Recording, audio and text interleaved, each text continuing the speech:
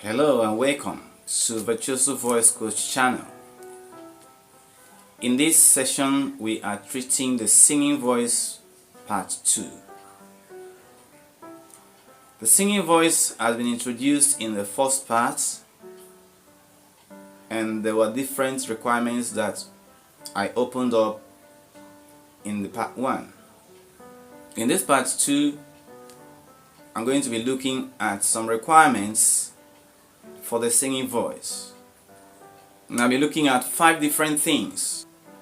Number 1, solid, consistent air pressure.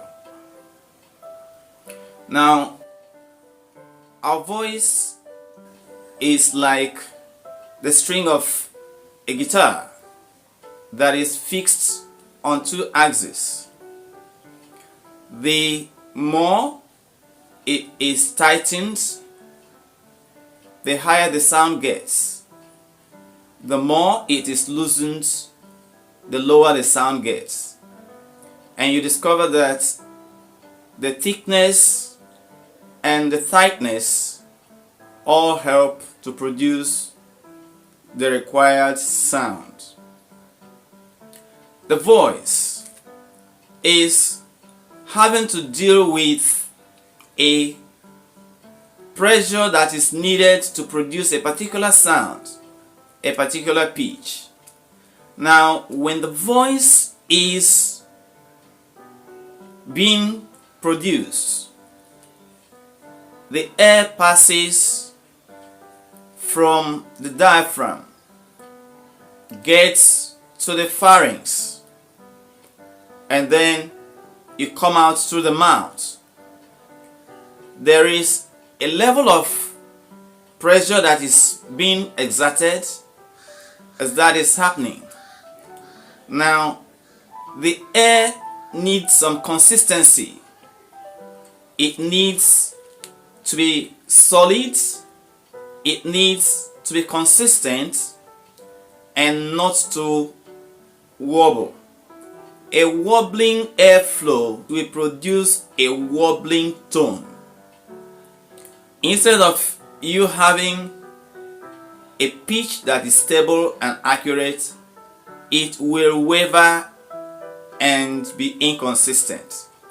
And that's why we talk about breath support.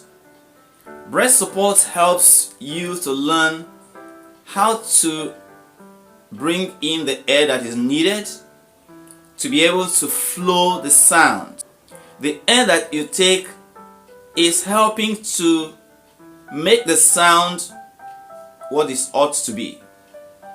If the sound is harsh, it means that the air is not being properly used. If the sound is mushy, it means that there is much air being floated than necessary.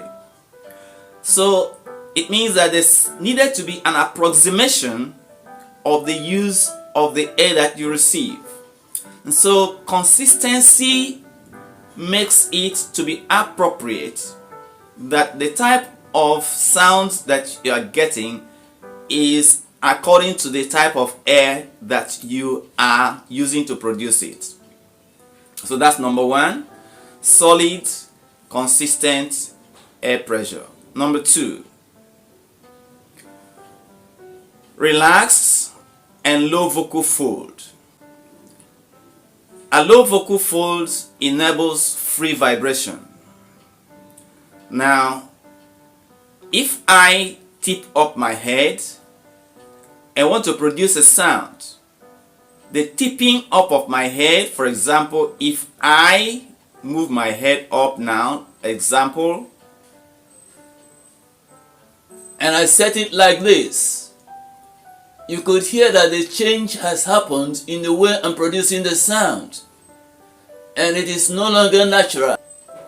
Unlike when I bring my vocal fold down and it is relaxed and I'm speaking, you could hear my voice sounding more natural than when I raise up my head, and there is a tightness within my vocal fold my pharynx here. So the low vocal fold is going to allow the vibration to be free. It enables free vibration, not a stiffened, tensed, tightened vibration that you were hearing when I raised and strengthened, tightened the vocal fold. It's important to relax. When you talk about relaxation, why do we have to emphasize that? Because if you don't relax, you are creating trouble. Instead of you doing something right, before you know it, you are getting yourself into some problems that is going to be associated with the tension that you are creating in your vocal folds. It creates a pleasant sound. It creates a pleasant sound. So for the sound to be pleasing, it has to be low. It has to be relaxed. Relaxed and low helps to make it create a sound that you will like. I'm going to number 3 now. Fully open pharynx and oral cavity. That means that there needs to be an opening for the free flow of the air that is coming from your diaphragm, that is being pushed up through the trachea and is coming up to your pharynx. Now, it should be open. Now, from the word go, when you start singing, you are going to position your voice as if you are doing a yawn. Now, when you yawn, alright? When you yawn, there's an opening that is created by the yawning effect that allows a flow of air that is going to be natural from within. And as long as you are singing, there's an approximation of that yawning opening that is kept steady to allow the free flow of the air that is carrying the voice. Now, what does they do? Number 1, they create resonance. To create resonance, you need to open the pharynx, and you need to keep that pharynx open. Resonance means the resounding or the sympathetic touches of the sound to different parts of your vocal apparatus as it's coming out that makes it not remain dry. Now, that resonance is important to make the sound not to be dry and be unpleasant. Number 2, they provide the voice volume. For the pharynx to be open and the oral cavity to be open, it provides the voice volume. Now, the volume of the voice is approximated according to how open the pharynx are. Number 3, they create a warm ringing tone. To create a warm ringing tone, the pharynx and oral cavity need to be fully open. At least some nasal quality is required in making your sound to stand. Number 4, I'm looking at the vocal articulators. What are they? The jaw, the tongue, the teeth, and the lips. These are the vocal articulators, the things that articulate the sound that you're making. Remember that in your sound, you have vowels and you have consonants. The vowels are the A, E, I, O, U, and then the consonants, you know that they are remaining parts of the English alphabet. Now, all these different articulators, they help to shape the type of sounds that you can produce in the speaking voice. And you understand that with the shape of the mouth, you could speak any language. And when you are about to produce different tonalities, or when you're about to produce different words, that it is the shaping of the jaw, the tongue, the teeth, and the lips that helps these different sounds to become the sound they are. For example, if you are speaking English language, the way you shape the words makes the words to be known as English language. If you are speaking other languages, for example, if you speak Chinese, if you speak French, if you speak any other language, whatever shaping you make helps you to fall into that grammar or that diction. So if you don't have the knowledge on how to shape that language properly, the one who knows that language will know that you are not really speaking their language. So the jaw, the tongue, the teeth, and the lips, they are articulating our sound. I give you an example. If I want to say come, now, and I say ho, you had a sound, didn't you? But I didn't say come. Why?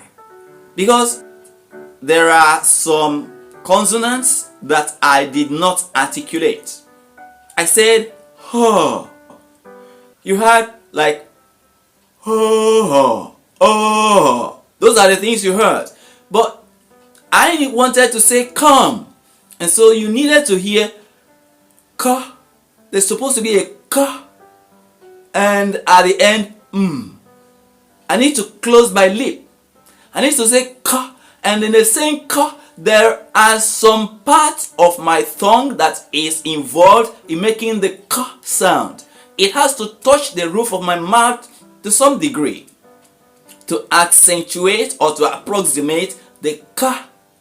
And then at the end, the I have to close my lip.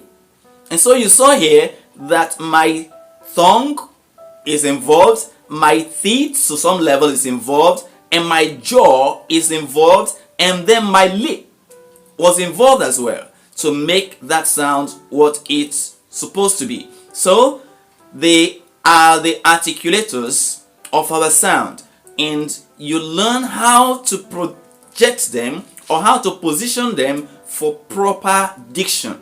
And you see, diction is like a very vital point, if not everything. And so second to your pitch accuracy is all these factors that are needed. And I'm going to number 5 now. Number 5, understanding your registers. Vocal registers are the different characteristics of your vocal range. Starting from the lowest pitch you can sing to the highest pitch that your voice can produce. There is a middle voice. There is a high range of the voice. There is a low range of the voice. Now, these different characteristics of your vocal range are important for you to understand and master, so that you know when you place your voice on any particular position of these registers. We have the chest voice down, that's to the lowest. Then we have the mask or the middle voice in the center. And then we have the head voice at the top. Now these are the 3 different perceivable registers of the voice, and you move from one to the other until you hit your highest notes. And when you are coming from the top, you are moving from the head to the mixed or the middle voice, and then you're moving down to the chest. Now these different registers are important for you, and in voice training, with proper exercises, you are able to move from the lowest to the top until you are able to exercise your voice properly from the lowest to the top. The full voice will not be discovered. The full voice will not happen. The real quality voice will not balance. And so the balance that you need is when you are able to walk your voice from the lowest register to the top register and understand the balance of the voice. There are different aspects that need to be worked upon using different exercises. So in other presentations, you're going to be seeing different things concerning these aspects that is going to actually help you understand what you should be doing and becoming what you're supposed to be.